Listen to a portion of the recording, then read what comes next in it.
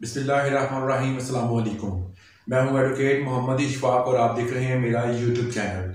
आज हमने जो इन्फॉर्मेशन आपके साथ शेयर करनी है वो है कि कानूनी वरासत क्या है और शरई वारसान में इस कानून का तयन किस तरह किया जाता है।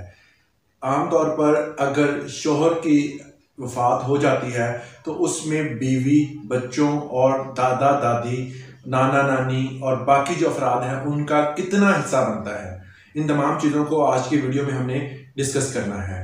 तो वीडियो की डिटेल में जाने से पहले अगर आप मेरे चैनल पे नए हैं तो मेरे चैनल को सब्सक्राइब ज़रूर कर लें और घंटी के बटन को भी दबा दें ताकि आने वाली नई वीडियोस और उनका कानूनी हल आपको बआसानी मिलता रहे। जायदाद की तकसीम मतवफ़ी पर वाजिबुल अदा कर्ज और वसीयत को पूरा करने के बाद की जाएगी। अगर कोई बंदा जिसकी वफ़ात हो जाती है उस पर कोई कर्ज है वो पहले अदा किया जाएगा और उसके बाद उसकी वसीयत को देखा जाएगा। अगर कोई वसीयत की हुई है तो पहले उसको पूरा किया जाएगा, उसके बाद देखा जाएगा उसने किसी फर्द के साथ, किसी भी बंदे के साथ कोई वादा तो नहीं किया। अगर वादा किया हुआ है तो उसको भी पूरा किया जाएगा और इसके बाद जो आखिर पर जो जायदाद बचेगी उस जायदाद को वारसान में तकसीम किया जाएगा। अगर किसी किस्म की कोई वसीयत नहीं मौजूद तो जो जायदाद होगी उसको शरई तौर पर तकसीम कर दिया जाएगा। अगर जो मुतवफ़ी, जो बंदा वफात जिसकी हुई है वो मर्द है या औरत है और उनकी जायदाद की तकसीम हकदारान औलाद, बीवी, शोहर और दादा दादी में तकसीम की जाएगी। अगर साहिब जायदाद जिस बंदे के नाम पर जायदाद थी वो अकेला है, उसके सगे बहन भाई नहीं है, कोई भी बंदा उसका वारिस नहीं मौजूद, उसकी बीवी भी नहीं मौजूद, तो इस सूरत में उसके नज़दीकी जितने भी रिश्तेदार होंगे और जो ज़रूरतमंद भी हों, ये नहीं कि रिश्तेदार अगर कुछ रिश्तेदार जो हैं वो माली तौर पर जो है खुशहाल हैं और कुछ गरीब हैं, तो देखा जाएगा कि जो गरीब अफराद होंगे रिश्तेदारों में उनको जायदाद में हिस्सा दिया जाएगा, जिनमें शामिल होते हैं नाना नानी, दादा दादी, खाला फुप्पी, मामू, नाना चचा। अगर ये ना हो तो उनकी औलाद जो होगी, अगर ये बंदे जो रिश्तेदार मैंने आपको पीछे गिनवाए हैं इनकी आगे औलाद जो होगी उनको फिर वो ट्रांसफ़र ज़मीन या जायदाद कर दी जाएगी। अगर शोहर की वफ़ात होती है तो जायदाद में बीवी या उसकी एक से ज़्यादा अगर बीवियां हैं तो उनका, उसकी औलाद का कितना हिस्सा बनता है।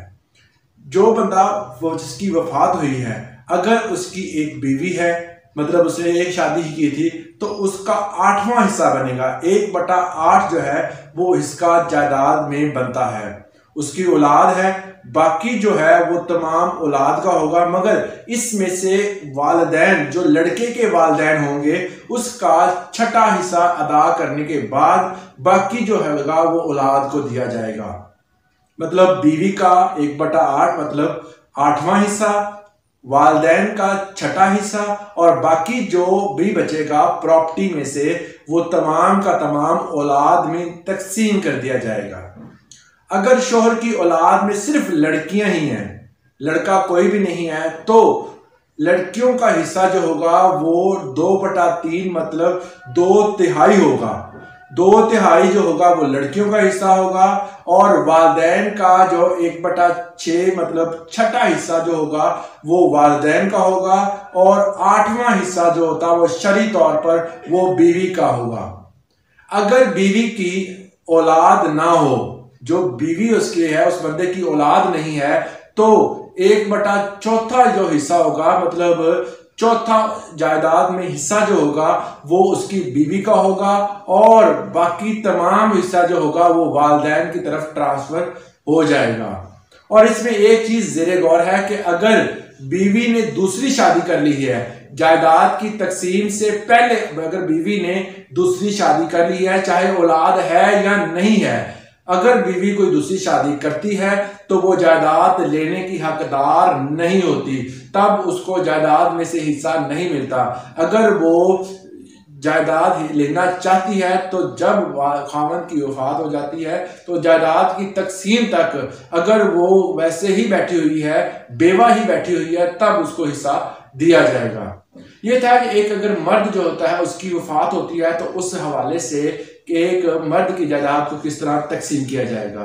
बाकी इसके जो मुकम्मल इसकी आगे डिटेल है, अगर औरत की वफात होती है या किसी और जो इसकी वारसान की डिटेल है, वो नेक्स्ट वीडियो में इंशाल्लाह हम शेयर करेंगे। आज सिर्फ हमने शेयर किया है, आज जो आपसे डिटेल जो शेयर की है वो है कि शोहर की जायदाद में से बीवी, बच्चों और उनके वारसान का कितना हिस्सा बनता है।